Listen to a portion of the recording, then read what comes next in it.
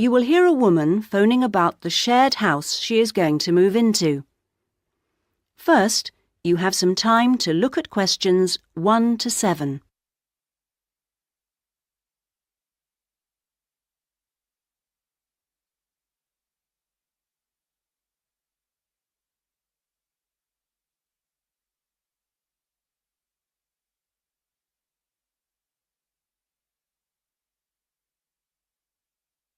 You should answer the questions as you listen, because you will not hear the recording a second time.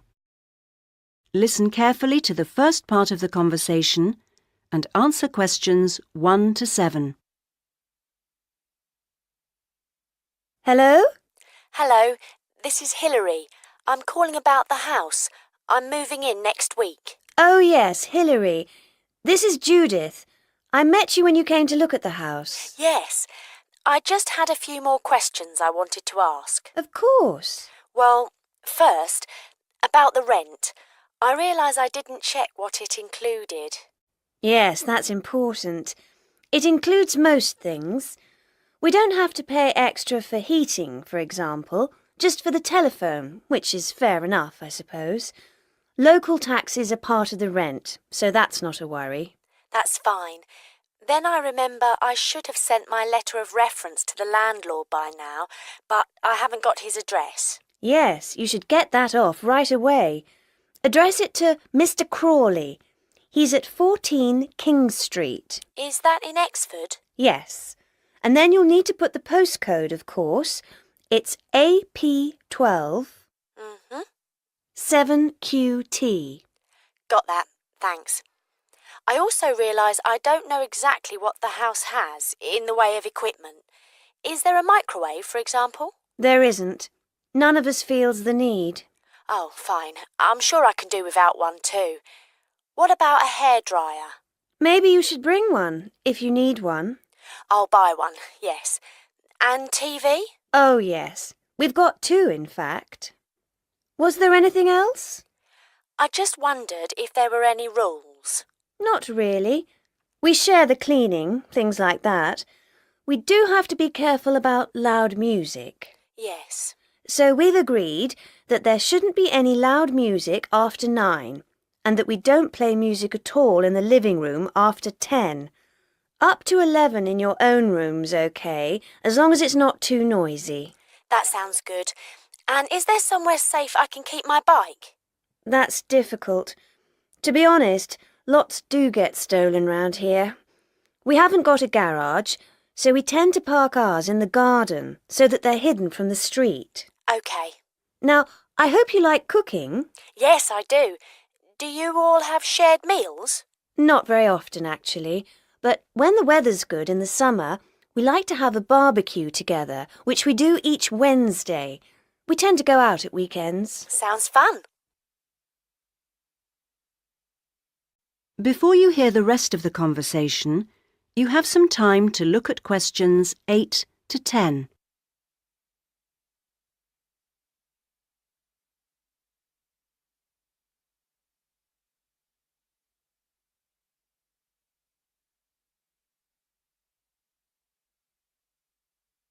Now listen and answer questions 8 to 10. Are you familiar with this area? A bit. Actually, there are a few things that I'd like to know the location of. A bank, for example. Yes, there's one quite close. You just go up to the junction near the house, the one where 4 roads meet, and go straight ahead and then take the second left. It's a little way down there on the left-hand side. That's convenient. Another thing is that I'd like to check my emails quite often. I was wondering how far away an internet cafe was. Well, there are a couple, actually, but one's much cheaper than the other. The one I use is very handy. You just go up to the big junction and then, well, I go straight ahead and then turn right so that it's on the right-hand side. Fine. And one last thing. Uh-huh. I need to go to the post office quite often. I'm hoping there's one quite close to the house. You're in luck. You'd walk up to the big junction and then, if you want a nice route, take the street that's slightly to the right. Then you'd want the second left, and you'd find it on the right side of the street. Well, it all sounds great. So, we'll see you in a couple of days' time? Yes. OK. Bye. Bye. That is the end of part 1. You now have half a minute to check your answers.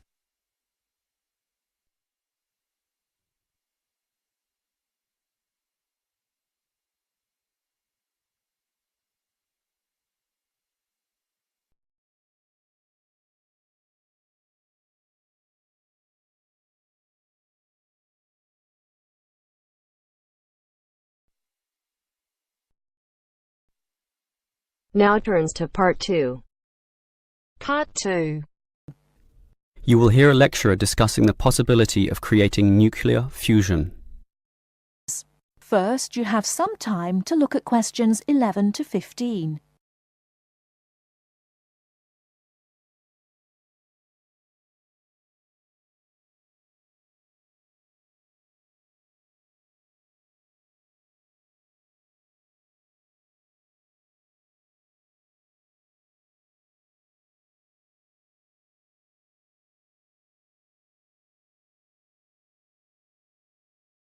Now, listen carefully and answer questions 11 to 15.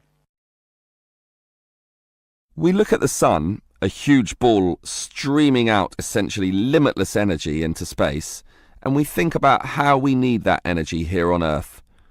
Our oil reserves are running out, coal burning causes much pollution, and nuclear energy has many dangers. But where does the sun itself get its energy? The answer is that the sun makes it using fusion, or, more specifically, in a hydrogen fusion process. There is no pollution, no radioactivity, no waste products, and we have plenty of hydrogen. So, hydrogen fusion seems the perfect answer to our energy needs, and scientists have long attempted to achieve it here on Earth. So what happens during this process? The first step is to make two light atomic particles approach. In the case of our sun, these are hydrogen particles, the lightest and also the easiest to deal with. However, the problem is that the nuclei of atoms have electric fields, and fusion between these particles is opposed by their similar electric charge. They most naturally repel each other, and the nuclei of all elements are exactly the same in this respect. Thus, in order to overcome this repulsion and force them together, in the second step, the particles are heated. The trouble is, you need a lot of heat, incredible temperatures of the sort only seen on the surface of the sun. This is many millions of degrees, far higher than the melting point of any known material. Still, the concept is simple. The hot, wildly moving particles, which are now called plasma, will crash into each other, resulting in the third step, the fusion into helium, which releases energy and begins a self-sustained process. Before you hear the rest of the talk, you have some time to look at questions 16 to 20.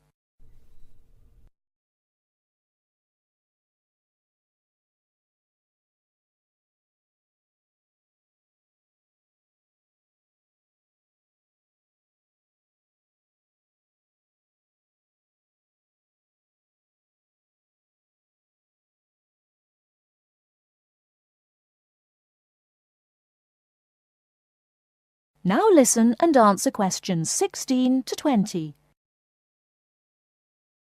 So, we know how fusion works. Thus, the big question is, can we create it here on Earth? We actually have the technology to superheat hydrogen into plasma, but no container on Earth can deal with those temperatures. Thus, we need to confine this superheated material so that it doesn't touch anything. For that, we need a special reactor, and most research has focused on an apparatus known as a tokamak system. That's Tokamak, an acronym from some Russian words meaning toroidal chamber with magnetic field. It's an apt name, since a very powerful magnetic field is used to confine and suspend the superhot plasma in the air so that it doesn't touch anything.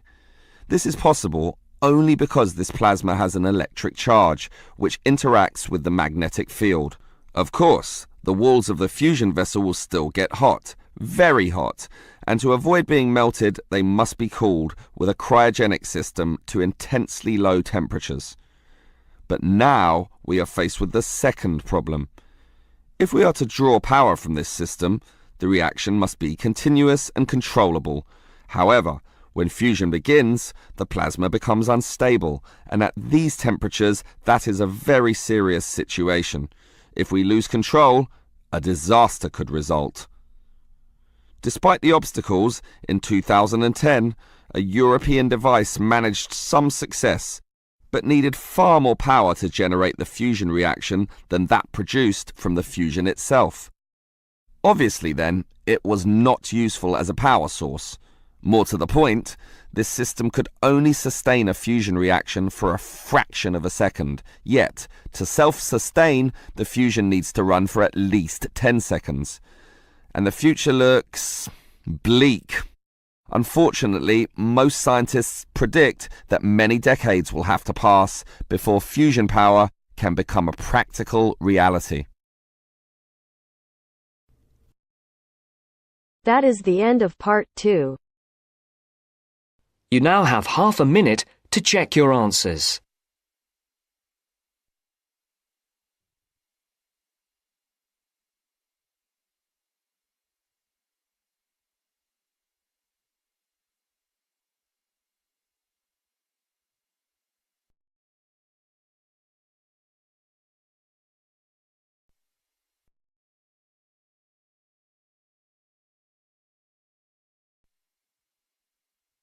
Now turns to part 3. Part 3. You will now listen to a talk on bicycles. First, you have some time to look at questions 21 to 25.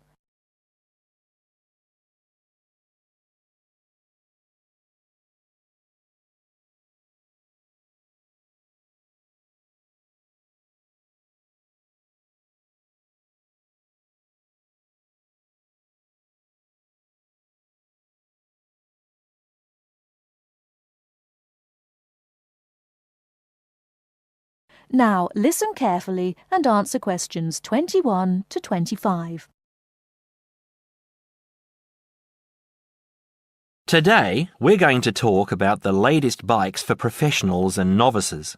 There's something to suit everyone from price to function.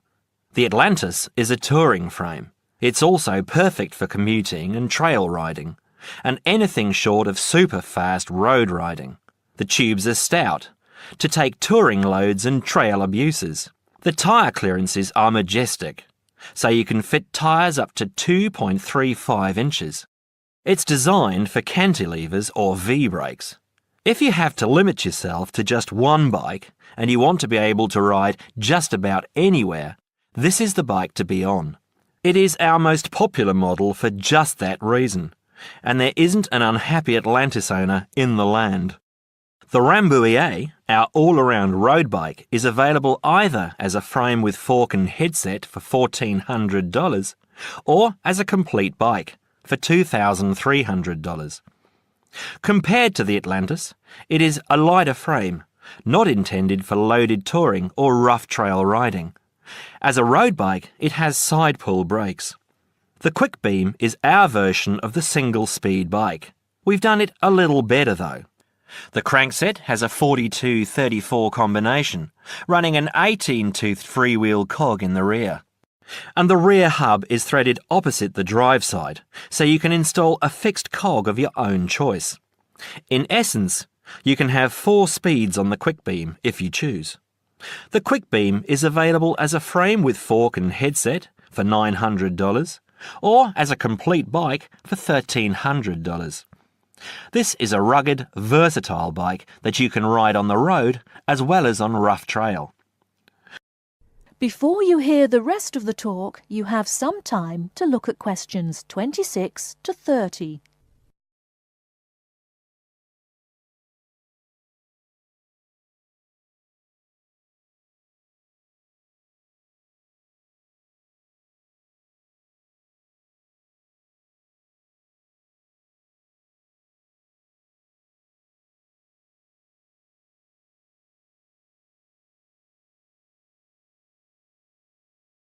Now listen and answer questions 26 to 30.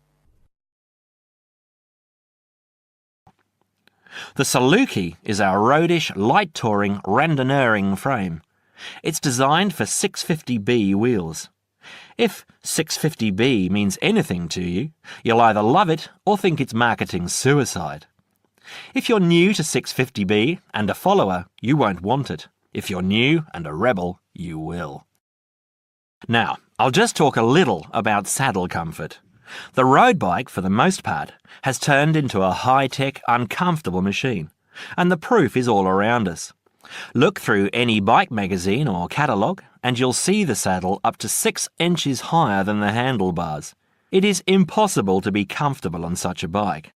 It forces you to lean forward, putting more weight on your groin, hands and arms. People ride these bikes with straight, locked-out arms and wake up with aching backs. They endure it, get used to it, or by recumbence. When we custom design a bike for you, you'll be able to get a comfortable position. Your back will be between 45 and 50 degrees, and there will be a noticeable bend in the arms. And most importantly, your arms won't be supporting your body weight. You won't have to look up to look ahead, because you won't be hunched over and low. That means our bikes are more accessible for riding on the flats, or even for short climbs. We consider this when we design and build your custom frame. That is the end of part 3. You now have half a minute to check your answers.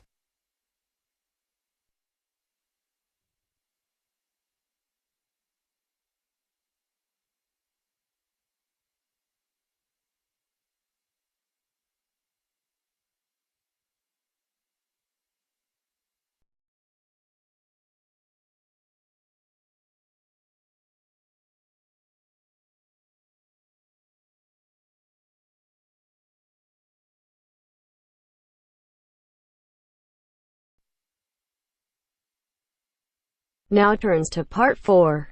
Part 4. You will hear a lecture about sports. First, you have some time to look at questions 31 to 40.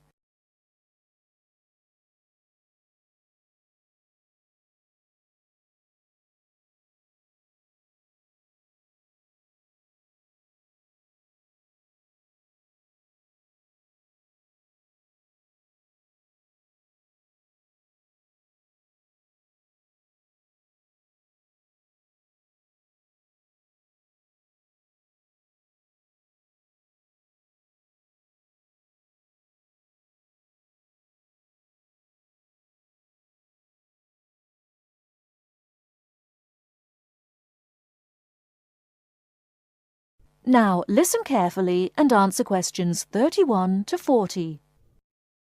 Not all people like to work, but everyone likes to play. As sports help people live happily, they help to keep people healthy and feeling good. When people are playing games, they move a lot. This is good for their health. Having fun with their friends makes them happy. So all over the world, men and women, boys and girls enjoy sports. Since long ago, adults and children have called their friends together to spend hours, even days, playing games. Sports usually take a variety of forms. Organised competitions, which draw huge crowds to cheer their favourite team to victory, athletic games, played for recreation anywhere sufficient space is found, and hunting and fishing. Most sports are seasonal, so that what is happening in sports depends on the time of the year. As sports change with the season, people often do not play the same games in winter as in summer. If you want to know what others' favourite sports are, first of all, you should find where they live. Generally speaking, people in hot areas are fond of swimming, while people in cold places love skiing or skating. In this case, surfing is believed to be an important sport in Hawaii. The Pacific Ocean sends huge waves up on the beaches, waves that are just right for surfing. Some sports, including wrestling, boxing, horse racing, etc., are called spectator sports, as the number of spectators greatly exceeds the number of players in the game. Other sports are called participant sports, drawing a crowd of onlookers only on special occasions, such as tournaments. Some sports are commercial and professional, with players who are paid for their participation and with audiences who pay admission to watch.